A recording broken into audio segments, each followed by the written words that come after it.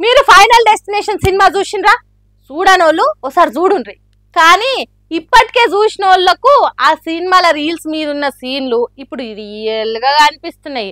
అది ఎక్కడనో కాదు, మన దేశంలా డబల్ ఇంజన్ సర్కార్ నడుపుతున్న గుజరాత్ రాష్ట్రంలా.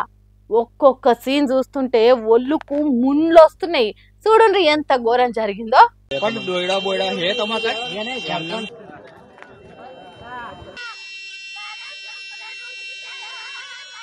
చూడుండ్రి ఎట్లున్నాయి ఫైనల్ డెస్టినేషన్ సినిమా సీన్లు. చూస్తుంటే కండ్లలో ఉట్టిన భయం గుండెల్లోకి వచ్చినట్టు అవుతున్నది కదా. బ్రిడ్జ్ కూలుతుంటే అరిచేతులు బిగబట్టి పానాలు కాపాడుకునే సినిమా సీన్లను గుర్తుకొస్తున్నాయి కదా. వీడియోలు చూసే మనకు దడుచుకునేంత గుండె దడ ఉడితే గుజరాత్ ప్రజలకు ఇంకెట్లుండాలి?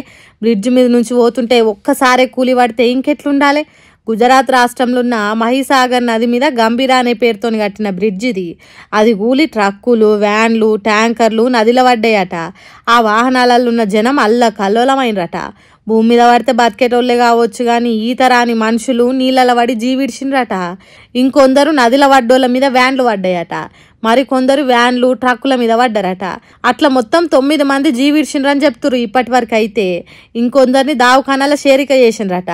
నదిలో ఏమన్నా కొట్టుకొని పోయినరా అనేది కూడా చూస్తున్నారట. ఎంత ఘోరం జరిగిందో చూడుండ్రి. బ్రిడ్జ్ మీద ఓ ట్రక్ ఎట్లా ఆగిందో చూడుండ్రి.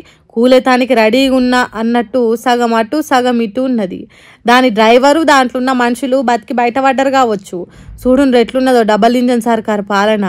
బయట దేశాలల్లో 100 ఏళ్ళైనా చెక్కు చెదరని వంతెనలు, ప్రాజెక్టులు కడుతుంటే మనోళ్ళు మాత్రం 100 ఏళ్ళకు సరిపడా సంపాదన పోగు చేసుకునే తానికి కడుతున్నారు. వంతెన కూలే ప్రమాదం ఉన్నదని తెలిసినాక కూడా పబ్లిక్ రాకపోకలకు పర్మిషన్ ఇచ్చిందట డబుల్ ఇంజన్ సర్కారు. కొత్త వంతెన కట్టేటందుకు సర్వేలు చేసి టెండర్లు పిలిచినాక కూడా పబ్లిక్ ను పాత వంతెనను మూసేయలేదట. ఇక దీన్ని చూసిన దేశం పబ్లిక్ గుండె దడ వచ్చి చచ్చిపోయేటట్టుండే ఫైనల్ డెస్టినేషన్ సినిమా చూయించింది డబల్ ఇంజన్ సర్కార్ అని సోషల్ మీడియాలో పొట్టు కామెంట్లు పెడుతున్నారు.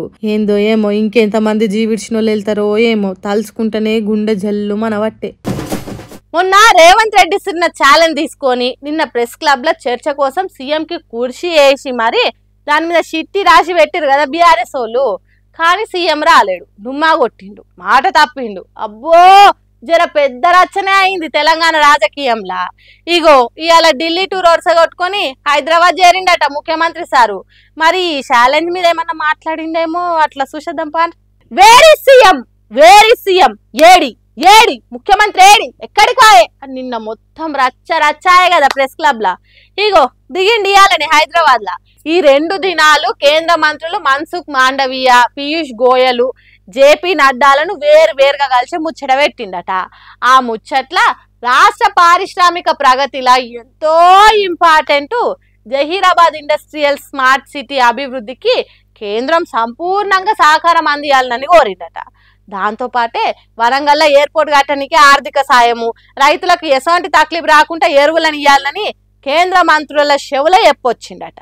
ఉత్త ఈ ముచ్చట్లే కాదు, క్రీడా రంగాన్ని ప్రోత్సహించే దిశగా ఖేలో ఇండియా కార్యంతో 40వ జాతీయ క్రీడలు నిర్వహించే అవకాశాన్ని కూడా తెలంగాణకి ఇవ్వాలని విన్నవించిండట. మరి వీటిలో ఎంత వాస్తవం ఉందో అనేది ముందు తెలుస్తుంది. కానీ ఈ 2 రోజులైతే సీఎం ఢిల్లీలోనే ఉండే కదా. ఇక ఆడ జరిగిన మాట ముచ్చట గిదే అని చెప్తుర్రు. రేవంత్ సారు టూర్ గురించి మాట్లాడుకున్నాం కానీ నిన్న సీఎం లేడని కుర్చీ ఖాళీగా పెట్టి కేటీఆర్ ఆడుచుకున్న తీరు గురించే సీఎం సార్ ఇంకేం మాట్లాడలే. జర్నీ చేసి వచ్చిండని అలసిపోయిండో లేకుంటే వచ్చుడొచ్చుడులో ఎందుకు రేపటెల్లుండి అట్లా సంగతి చెప్దామని ఊకుండో తెలియదు. కానీ ఇప్పుడైతే అంత కూల్గానే ఉంది. సారాడ పోయి పెట్టిన రిక్వెస్ట్లు అన్ని జరిగితే బాగుండని కోరుకుంటారట తెలంగాణ పబ్లిక్ అంతా. చూద్దాం మరి ఏమవుతుందో.